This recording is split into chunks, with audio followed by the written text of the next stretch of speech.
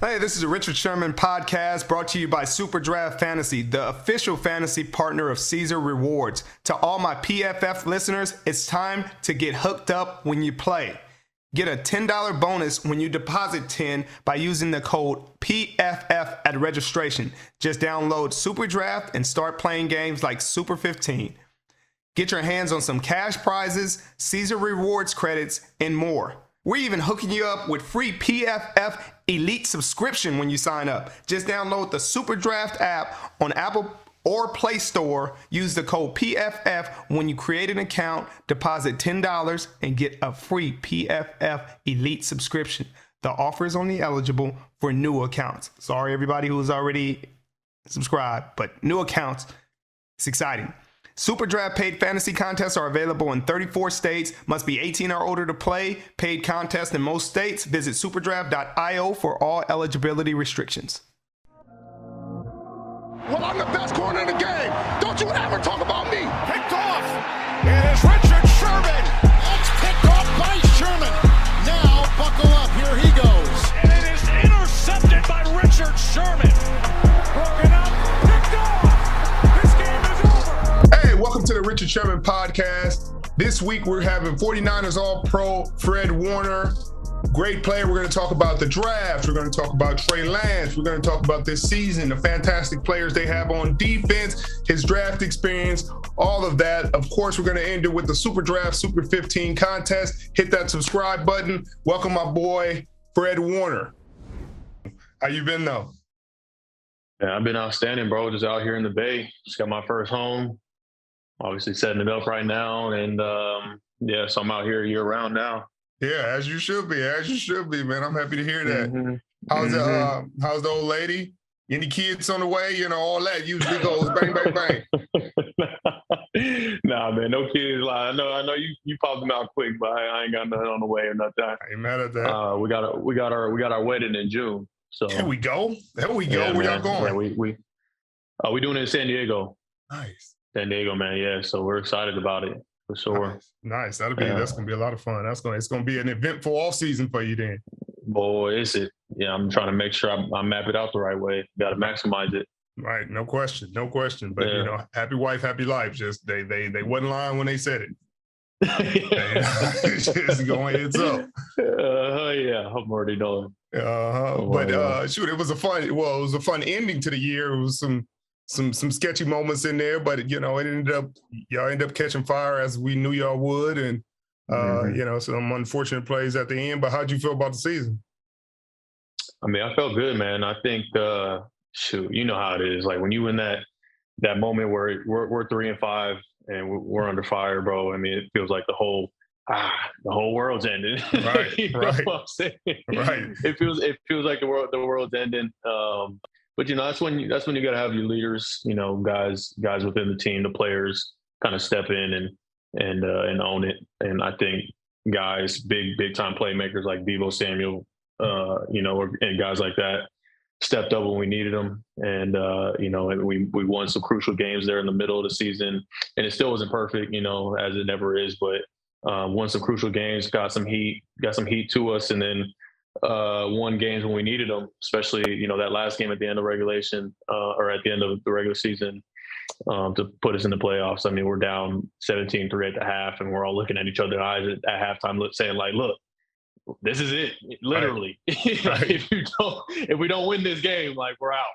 So, you know, like I said, again, like, it's the same situation of, you know, 49ers football. You know, we got the run game going, played great defense, and ended up taking it home. So, yeah, I mean, it was clutch down the stretch. I mean, like you said, a lot of guys made big time plays. Bosa had a freaking unbelievable year. Never gonna get enough credit. Get 15 and a half sacks and act like he had 5. Right. My goodness. Right. Y'all not gonna give him first team all pro. Y'all not gonna give him comeback player of the year. Like, I hear you with Burrows, you know what I mean? I hear you, but like, not even one vote. Not one vote. Not one? Like, y'all gave Dak Prescott a few. Like, come on now. Didn't get second team all pro. He should have been first team all pro. Didn't even get second team all pro. So yeah, you know, the disrespect just keeps coming for him. He'll get his. He will. And no doubt, he'll get it where it matters most, and that's his pockets.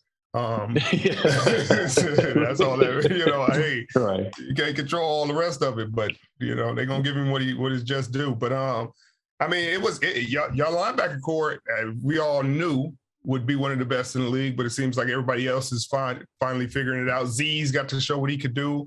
Heck yeah. What did you feel, the first year under Meek as the full-time D coordinator? Like, what was different? To be honest, for us as linebackers, obviously, since he was our coach, like it didn't feel much different at all. And, it was, Saleh, that's our guy. And he was missed for sure just because of how amazing of a coach he is. But he wasn't missing the fact that, I think Meek came in and he did an outstanding job in terms of like solidifying his own, his brand on what our defense was going to be, that he created the swarm mentality to us. And I think just that special work ethic and the relentless mentality, that's what that stands for. And that was what we did. And that's how we practiced every single day. And that's what we showed on game day every single week. I think early on we had some struggles, but I think as with anything, with more repetition and with more time, we got better and better as the season went on, and we played championship football all the way up until, all the way up until that last game. And there's things that obviously I think all of us want back in that last game, but I think we played well enough to get ourselves to that, that NFC championship game. And obviously we needed more in order to make it to the dance, but I'm still proud of the guys. I think I'm proud of D'Amico for the way that he conducted himself in his first year as a DC, and also the rest of the guys for how they competed all year long. Yeah, I mean, he did a freaking unbelievable job. Y'all were top 5, top 10 the whole year, regardless of the record and all that. Y'all were playing great football, and obviously, how much talent is in the room, and, hopefully Kinlaw comes back.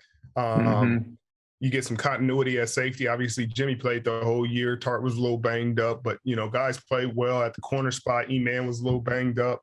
I expect them to address that in the draft at some point. Speaking of the draft, like, I didn't get drafted by them. So, dealing with how they call your visits or all that. But you can. How was that process with them? It was good, honestly. When I was going through that whole process, I will say, is not fun. There you go. The draft process is not fun. I'll say that part. But I will say it came down to, and obviously they're choosing you, but in my mind, I felt like two teams really showed a lot of interest, and it was the Niners and it was actually the Broncos, because they coached me in the Senior Bowl, so they had hands on me, and they showed it. They had me on a 30 visit, so spending that extra time with me, they showed that they really liked me and my game. But I think the Niners, when I came and visited them, during the whole draft process, you're being told what you can't do. You're not good at this. You need to do this. But when I came to the Niners and I'm sitting in that office with Saleh, he was probably one of the first coaches that told me, like, listen, everybody kind of has you ranked down here in like the 4th, late 3rd round. I see you right here. I see you as a top 2nd round pick. I look at your tape, and I think it directly correlates to what we do in our defense, and he's showing me clips and all this stuff. And so I walked away thinking, like, man, like that visit went great. Right. Yeah, okay. Like, yeah, all right.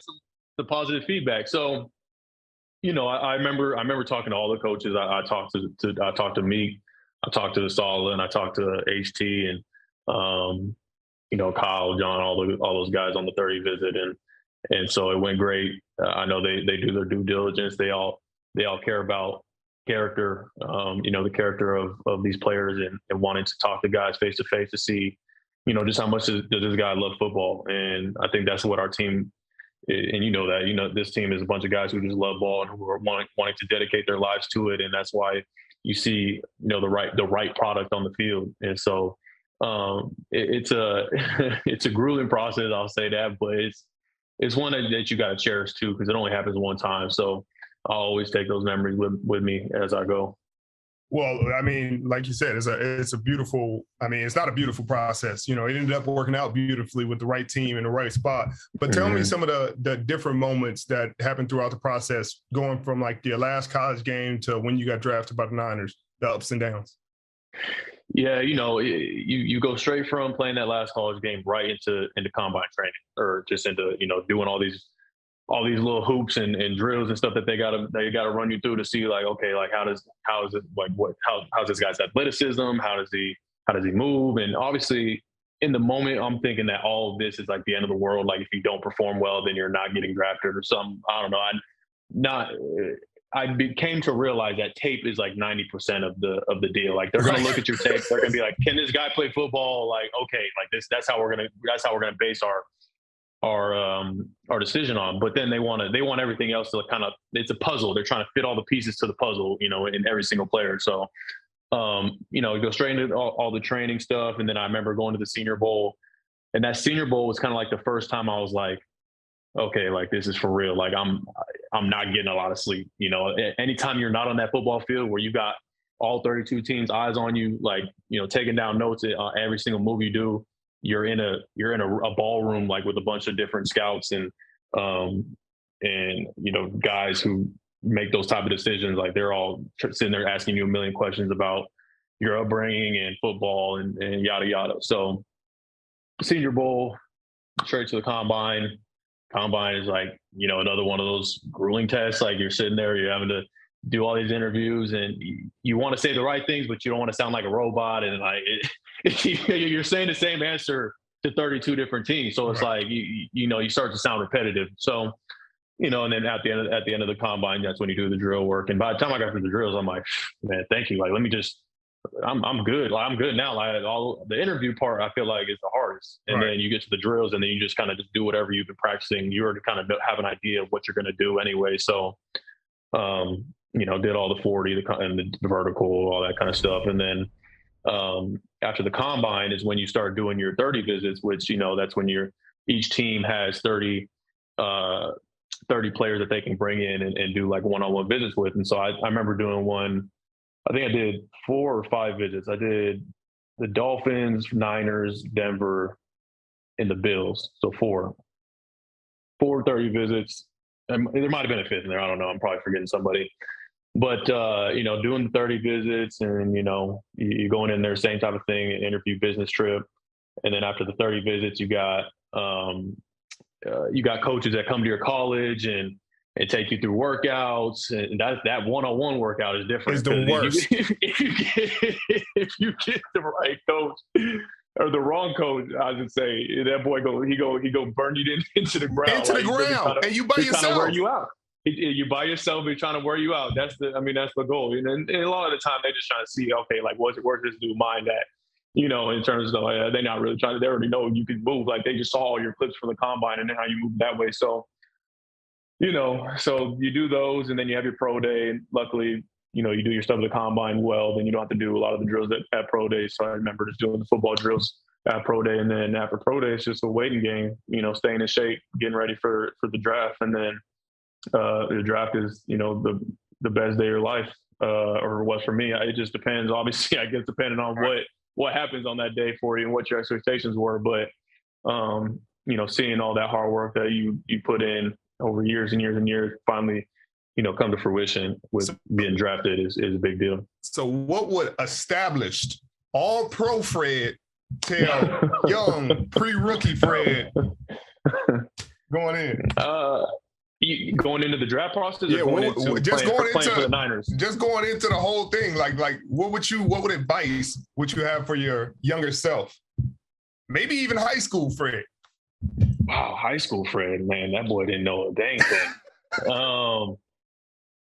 I don't know. I mean, that's a good question. Obviously, there's young people who ask for guys like me advice all the time, but I feel like every route is different. You know what I'm saying? Like, I can't sit here and say, like, you got to do these things. You got to go to all the camps, and you got to do the X, Y, and Z in order to get your name out there and get attention this way. Like, in my situation, because there's obviously so many different players at this level who are at the top of their game, like who have performed at a high level, gotten all pros and stuff like that. And you look at each of our journeys, like, they're completely different. You look at my journey compared to a guy I came into in my draft, Darius Leonard. you look at our journeys and they're completely different. Like he played at HBCU, I played at BYU, you know, and like I don't know what his high school or what his upbringing life was like, and you know, there's not one route. I would say if I did have any advice, it would probably just to be like don't wait to start like trying to work hard for like when you actually get here. Like it's not like you need to already have all that stuff instilled in you. Like you better have been working hard your entire life. Like that's just got to be the foundation. That was my foundation, was like I was doing all the you know the two, like the extra workouts after school and like before school, like all that kind of stuff, like to try and get that advantage. Like that was always instilled in me, was hard work from like my mother. And so the hard work plus the passion and the love for the game, you know, I feel like those two things are like just kind of go hand in hand, and like those are like the foundational pieces to and I'm not gonna lie, like some of it's just luck, you know, like you talk to the right people, and like some guy might see you, and who knows, like I don't know, but I think there's foundational pieces, and I think hard work and passion and love for the game, I think those are things that I've leaned on throughout my entire career. So what do you think? You know, I've had the blessing and the honor to know you from the beginning of your stop it. NFL career till now. Yeah. Like, what do you think? Yeah. PFF got you graded, you know, they do all their grades and all that, as the highest graded linebacker the last 2 seasons.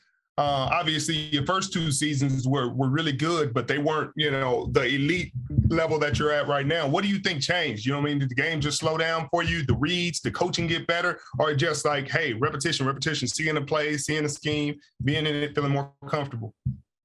Yeah, I think personally, so back at, you know, if we look back to what I played at BYU, let's just say not even high school and all that. High school, I played multiple positions, but at BYU, I played like a nickel back. You know, like I was at Sam linebacker, but like I was out apex, you know, at number 2 covering the slot.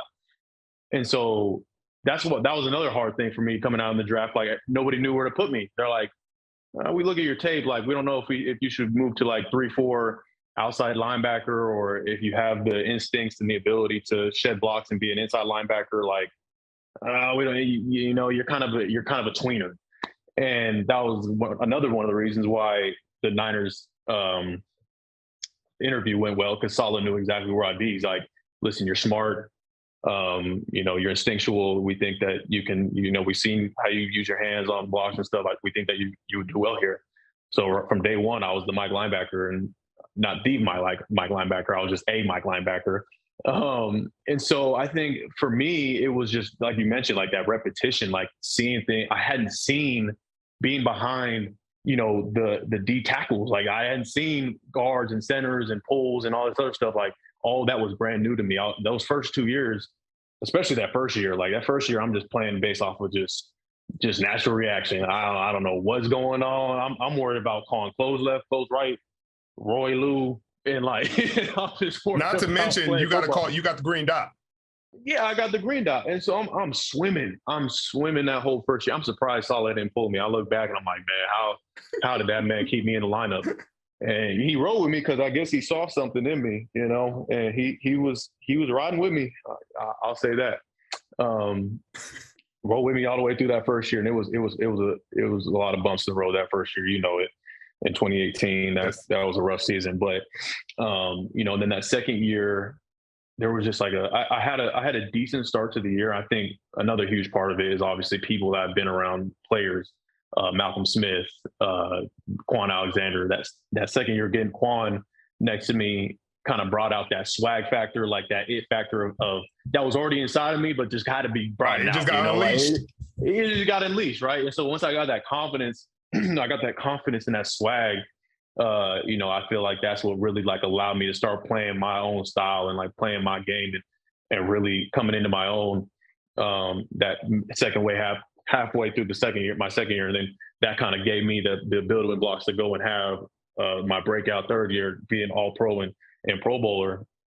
And now it's just about like trying to find that 1%. Like, I feel like I haven't even, you know, scratched my ceiling at all. So that's why I'm trying to like figure out, okay, like what what could I be doing better to really maximize my potential? Because the position is still new to me, to be honest. I feel like I don't know if even close to all the answers, right? And so I'm constantly asking guys different questions and learning from different cats around the league who play the position really well. And so that's why I lean on a guy like Bobby, over in Seattle to kind of pick his brain and see like how in the world have you done this at such a high level for so long? Like, it's incredible because when you're at the top, like everybody knows who you like. Everybody knows what you're like. It's easy to be like, my third year, I feel like I was all pro my third year because I kind of popped on the scene. Nobody really knew who I was, right? Right. And then when people all of a sudden know who you are, they start scheming against you and they start doing different things to try to, and it's different. And so when you look at the guys like ADs of the world, like the guys who've just been dominant for years and years, like I'm like, boy, like these are guys, and so, right. Yeah, that's I don't even know what the question was, but that. I'll be with Bobby when he started, and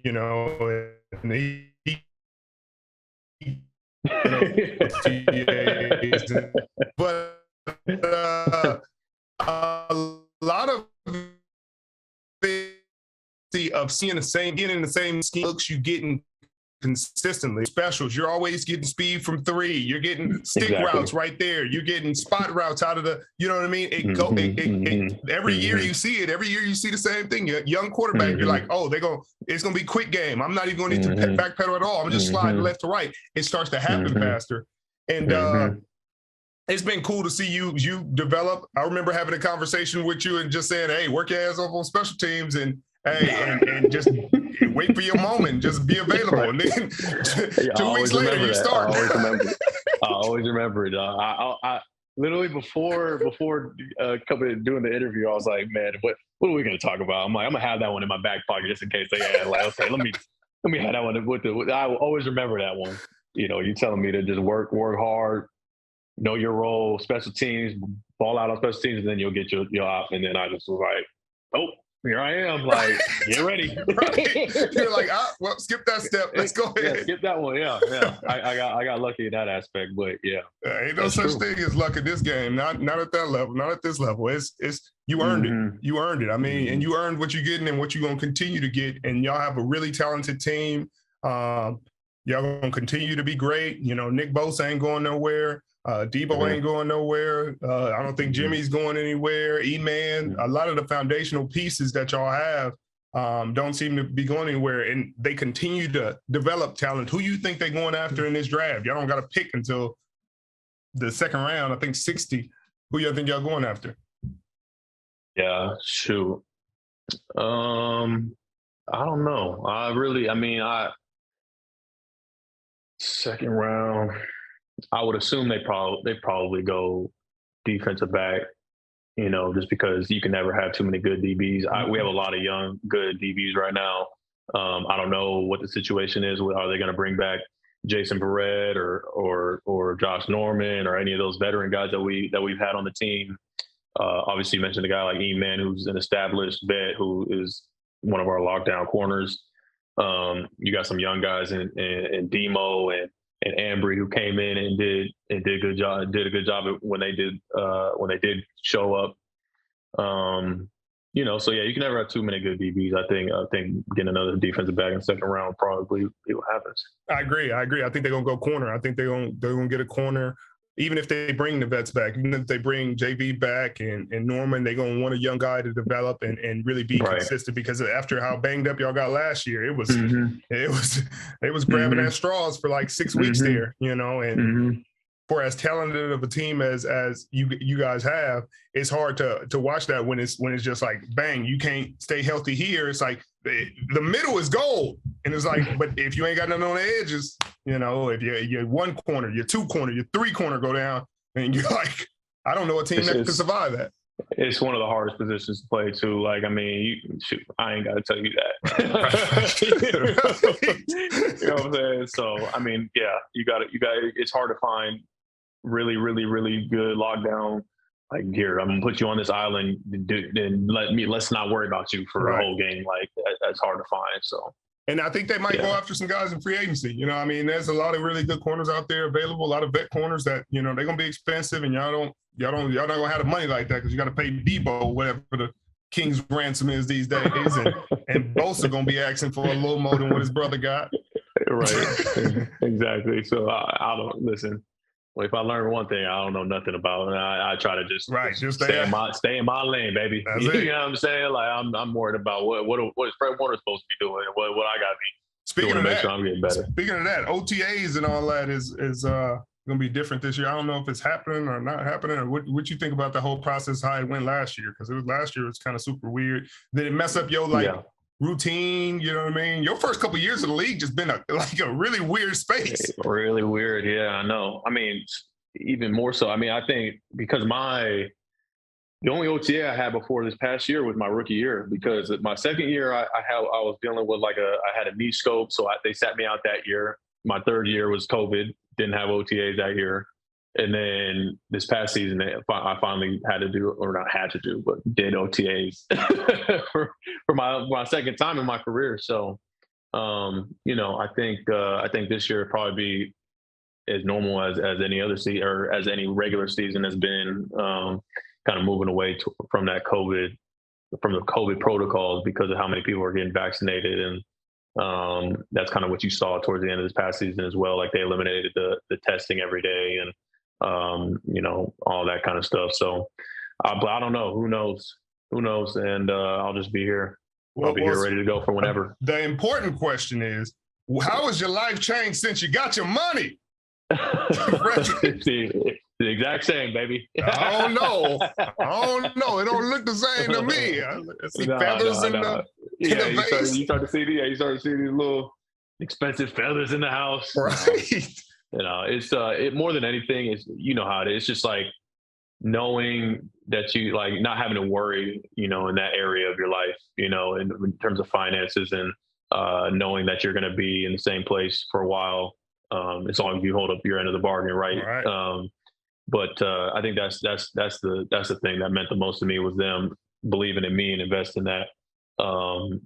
investing into me, you know, from what I've done, and what I'm going to continue to do for them. Right. And you're going to continue to lead. You've been a leader a minute. I think it really exposed the character of the team when y'all were 3-5. I think that's the coolest part about those moments. Like, it sucks in reality, you know what I mean? When you in them and you're in that space, and it's like, man, this is terrible. But the things that it exposes are reality. That's real. That's 100%. The real. Good, bad, or indifferent. That's who y'all are. Right? And I think, you know, I wasn't in the locker room. I wasn't in there at those times, but it seemed from the outside looking in and from texting with those guys that nobody lost hope. Nobody, you know, at least the foundational guys really already understood, hey, it's go time. We about to go. And you did. And I think that's going to really carry y'all a long way, regardless of everything. Yeah, I think so too. I think, you know, there was a part of me that was so angry. Like, I'm like, man, we are way too talented. Like, I've seen the lows of the lows, you know, in that rookie year. I guess there's lower than that, right? I think if you won 4 games, you could win none or one, you know, like, you know. But I mean, I've seen a team that, you know, is struggling to win games, and I knew the type of roster we had. I'm like, we are way, way too talented to be losing games, you know, to these teams. And so I knew it was a matter of time before we really flipped it around and started to win. But I'm like, it's not just going to happen because we want it to happen. Like, it's like, no, you got to be intentional. You got to be detailed. You got to make sure you're doing the things that winners do, you know, in order to win games. And it's all about executing in the moment. You know, you could practice as hard as you want. You could do amazing in practice and whatever, but that doesn't mean it's going to translate over to a game. You got to execute in the games. And so once we started doing that, I think that's when it all changed. And you really look back on the season, you're not going to remember the fact that we were 3-5. You're going to remember the fact that we made it to the NFC Championship game, you know? Right. And so now it's time to really take that next step again. 100%. And what you learned, and what those young guys, what the Elijah Mitchells and what all the young Juwan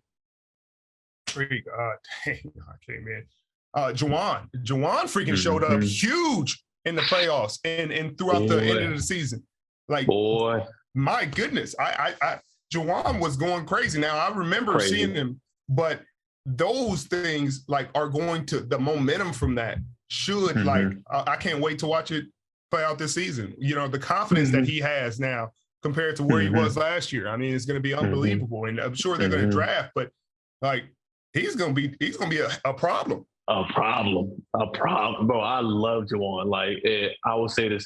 I've said it to numerous people. I'll say it to anyone, bro. He is one of the best football players on our team. Like, and it showed in the biggest moments, the biggest games when we needed guys to make plays. Like, I think there was a stat somewhere where like most of his catches were either for first down or a touchdown.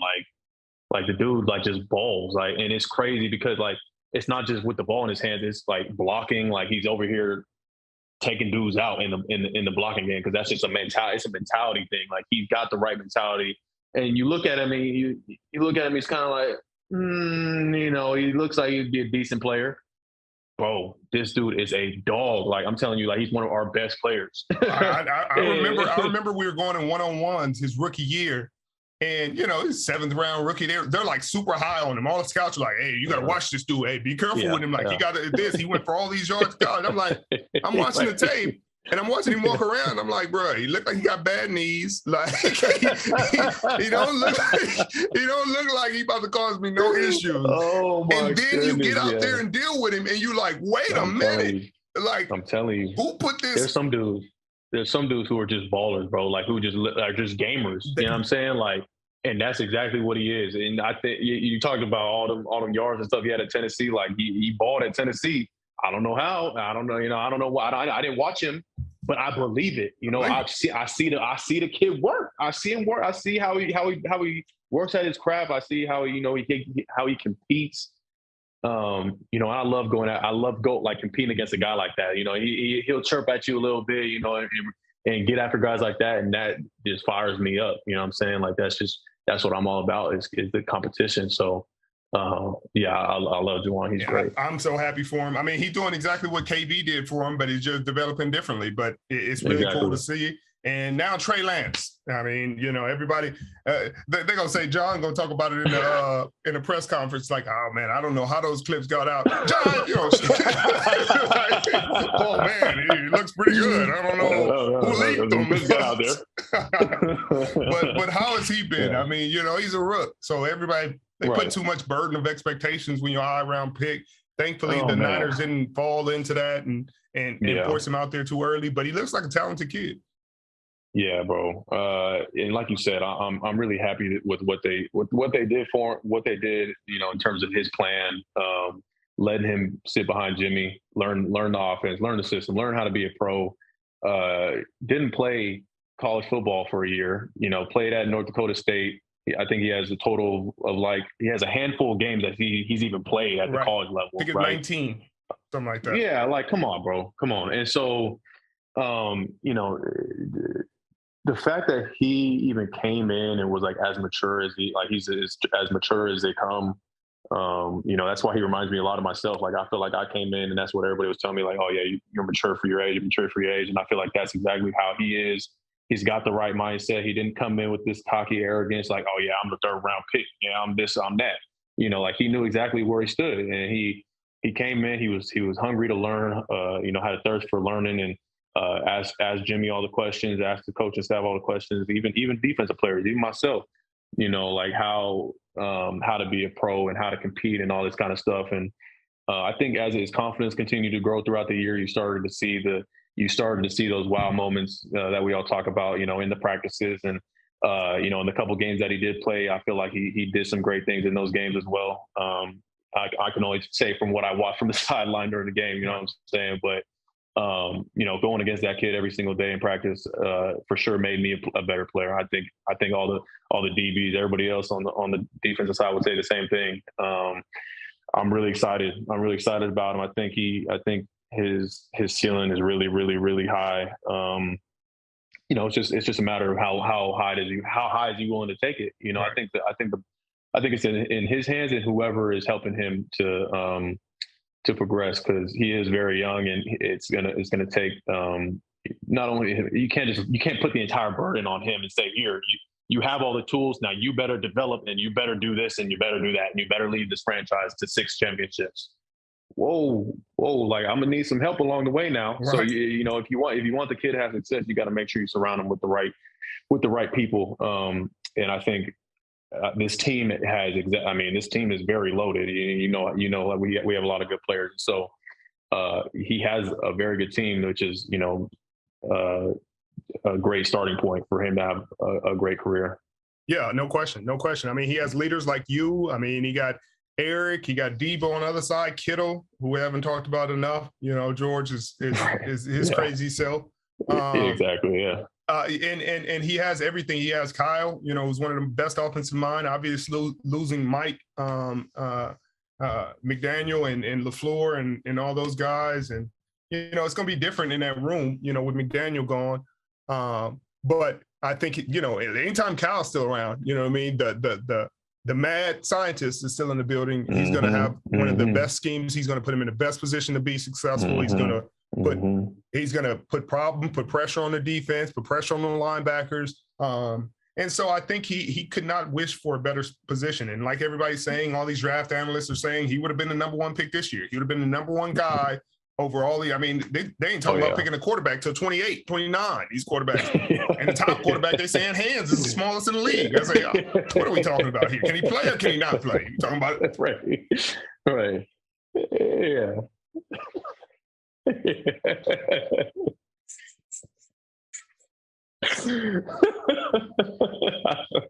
I don't know about none of that, but trust me, there's so many different theatrics that go into it. It's funny. All I can do is laugh, but yeah. Hey, this is a Richard Sherman podcast brought to you by Super Draft Fantasy, the official fantasy partner of Caesar Rewards. To all my PFF listeners, it's time to get hooked up when you play.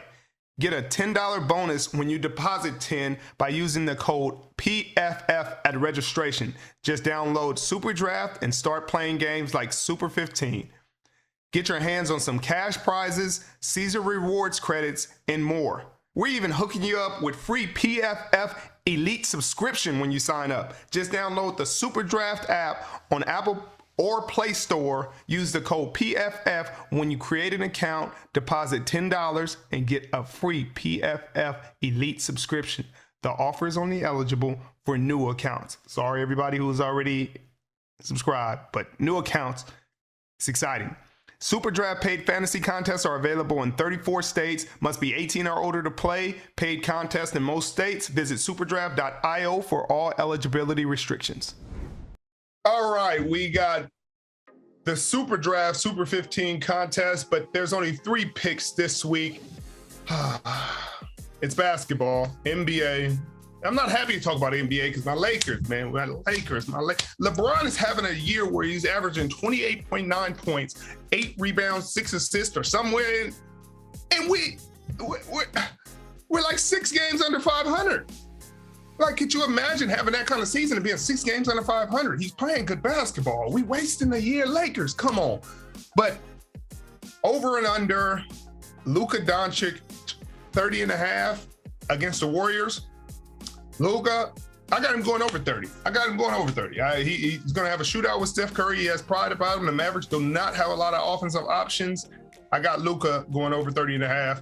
LeBron going for over or under 28.5 against the Clippers. I got him over that. LeBron has been having 30-point games. He's averaging over 28.5. So I need him to meet his average. So we're going over that, LeBron. Ja Morant over under 29.5 versus the Celtics. Ja Morant is on an MVP streak. He wants that trophy. So I know he's going to get 29.5. Like, he's trying to set records over there in Memphis. So he's going to continue that streak. Ja Morant over. So all overs this week. Get your picks in. Download the app, Super Draft. This is a Super 15 contest.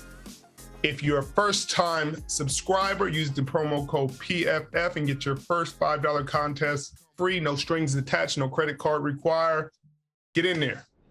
I appreciate you, Fred. I really appreciate you. And we're going to have to get you back on here next time. Maybe we'll bring young Troy Dale on here so he can talk mess to you. Exactly.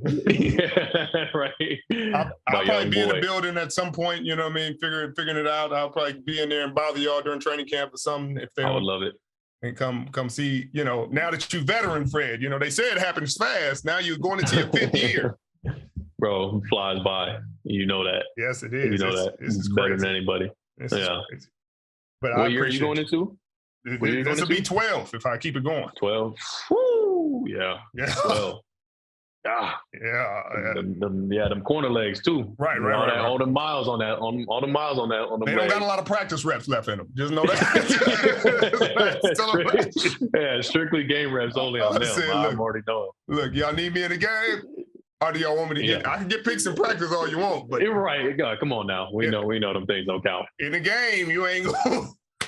But man, it's and you know, obviously the important question. I know my invitation to the wedding is in the mail, so you know what I mean. I look forward to seeing that RSVPing and doing all that whole ordeal. You know that for sure, bro. Well, I appreciate you having me on. Seriously, it was fun. It's all love, Fred. I'll text you soon.